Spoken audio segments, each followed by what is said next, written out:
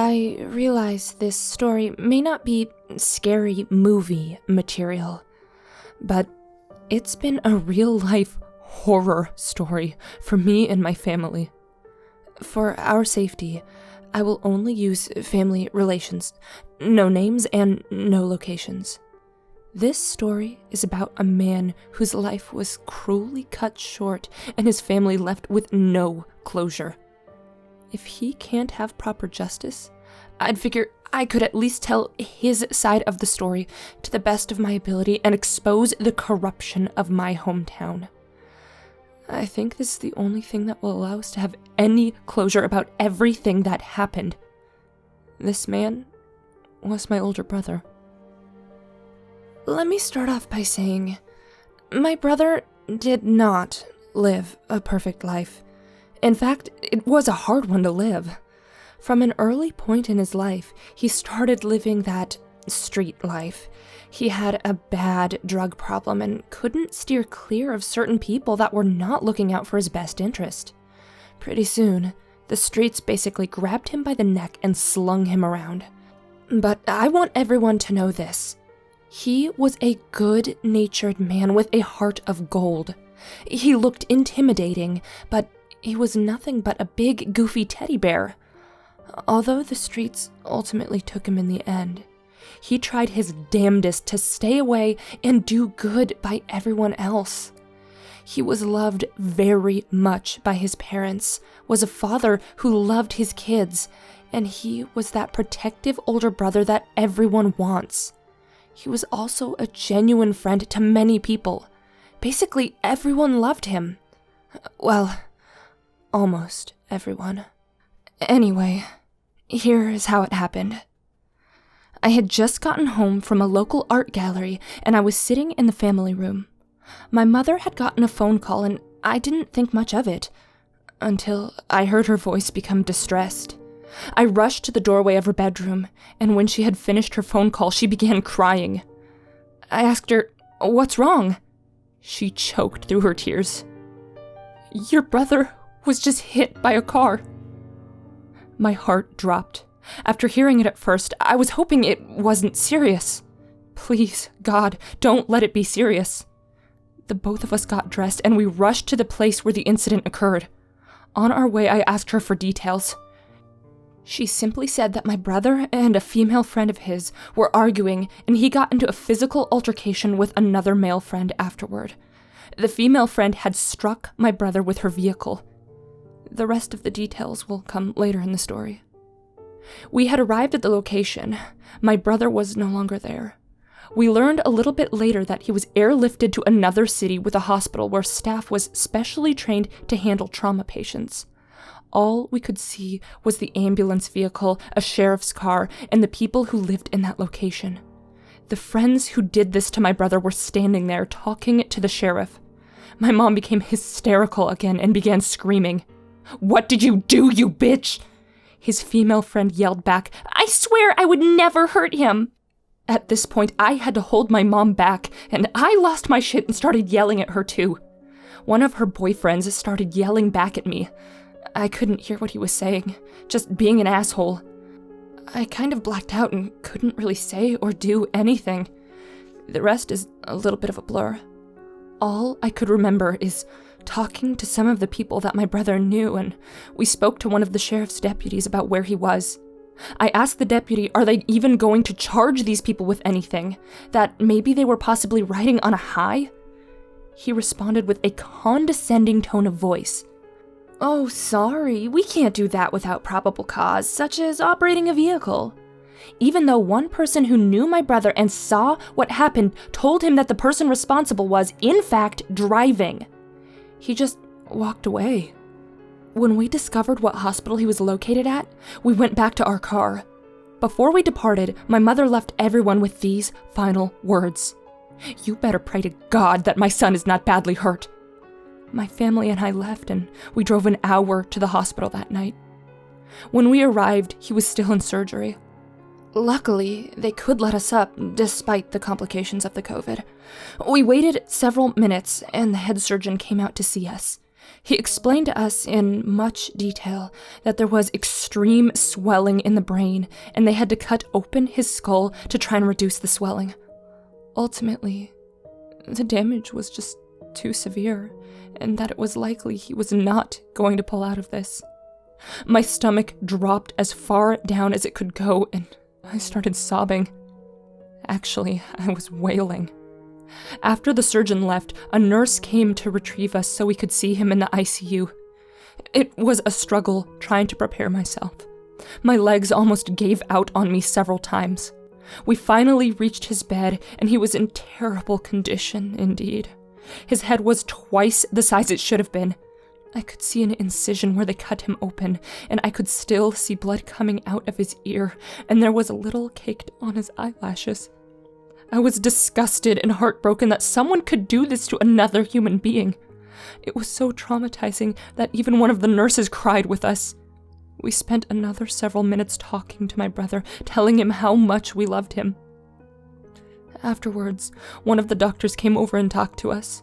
He shared his condolences and gave us the visual of the damage. He showed us the CAT scan of a normal brain, then showed us my brother's brain. There was an immense difference between the two. We pretty much knew right there that there was nothing more. We wrapped things up and we headed home when it was long after dark. Much to our surprise, my brother made it through the first night. But mind you, he still was not awake. We spent the following week visiting him and keeping track of his progress. They wanted to wean him off the pain medications so they could do another CAT scan of his brain because there was a little bit of involuntary movement.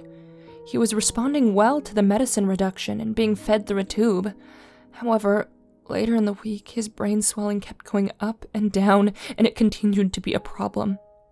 There were just too many complications going on that the doctors could not get another scan of his brain, and there was nothing more they could do for him. The final day came when everyone was called in for a family meeting. My mother, his father, his wife, a close friend of his, and I all came up to the hospital. Fortunately, I was able to give him my final goodbye, and I told him how much I loved him. I left the room. The medical staff could only allow 2 people in the room at one time because of the pandemic complications. My mom and his wife were in the room with him when he took his final breath. They told me what happened when I wasn't there. When the staff cut off all life support, he didn't even gasp. It was just slow, steady breathing. They told him that it was okay for him to let go and be at peace. Right after they told him this, a single tear came out of his eye, and then that was it. That afternoon was the longest drive home I have ever experienced. This is just the first part of the story. The next part will show the true ugliness of humanity. I know you're all probably asking, what the hell led up to all of this? This part is as complicated as anything. I will admit, I was not there when it happened, and there was probably 5 different versions as to how it all occurred, but I'll try to be as clear as I possibly can as to what I believe happened and why I will never believe that it was an accident. Of course, as you would expect, the girl who struck my brother swore up and down that she did not do it on purpose. Her 2 male friends who supposedly saw it also claimed the same thing. They claimed that when the altercation between the 2 men took place, she ran to her car and tried to leave. They then said that he tried to stop her from leaving by jumping in front of the car. She then hit him and tapped on the brakes, and he rolled off of the car. Mind you, if you saw how badly he was hurt, you would know there was no way in hell he just rolled off the car. And my brother was not a stupid man, so he would not have jumped in front of a moving car. There were other witnesses who did not know either of them and claimed they saw what happened and that it did not look like an accident. Another person stated that when the ambulance arrived, she started screaming, "Let him die!" This was told to one of his immediate family. As I said, it's long and complicated. One of my brother's other friends, who held him until the ambulance arrived, had told one of the deputies that day that it wasn't an accident. However, the next day, she was seen with this girl who hit him walk into the sheriff's department. It turns out later that she changed her story. That tells me that she was either threatened or bribed. As the entire week went along, several different stories kept popping up. After the first night at the hospital, we found out that either someone had lied to the sheriff's deputies or they tried to cover it up. The police report had been completely different, involving an all-terrain vehicle when there was not a single one to be seen. The day of my brother's funeral came and my mother was contacted by the sheriff's department. The deputy basically explained that he took the word of the girl who hit my brother and her two male friends and that it was my brother's fault. No real investigation, no hard evidence, they just took the word of the other party. And mind you, those people are all drug addicts and they were all in their own little clique. As cliche as it sounds, it's accurate. They did not interview any other eyewitnesses, no one else came forward, and they took those addicts' word as truth. My mother told the deputy this: "It doesn't matter what anyone says or what the police report says. She killed my son." The deputy then had the nerve to say that my brother's reputation for drug addiction had nothing to do with their decision. My mother responded, "Oh yes, it absolutely did." And that was that. No charges are filed, no justice is served. She gets to walk away from this like no one had lost their lives. What adds insult to injury, there are people on social media saying that he got what he deserved or putting all the blame on him. The only people that are on his side are his family, and we're being verbally attacked as well. If we're not being threatened or called names, there are a fair share of people pulling biblical scriptures out of their butts and shaming us for feeling angry and hurt. Holier-than-thou attitudes. People can only hear one side of the story. It goes without saying that my brother can't tell his side. It's only fair that he should have someone do it for him. And the people who are saying that none of the blame should be placed on the girl involved, if it were her cold and dead in the casket, you would be feeling every bit as angry and heartbroken as we're feeling. Before anybody out there says the cliche, "Well, that's life, welcome to the real world, get over it," I am well aware that this is what our world has come to. We walk around in muck, but it's usually always out there, happening to someone else. Once something like this happens to you, it hits you where it really hurts. It's a new level of loneliness and helplessness, and it's not something you truly just get over. I want to end this by saying that my brother might have had some addictions and faults, but he was not at all a mean person. He loved everyone from his family to his friends, and he would have given you the shirt off his back if you needed it. He never wanted to hurt anybody. He tried so hard to turn his life around and to change for the better.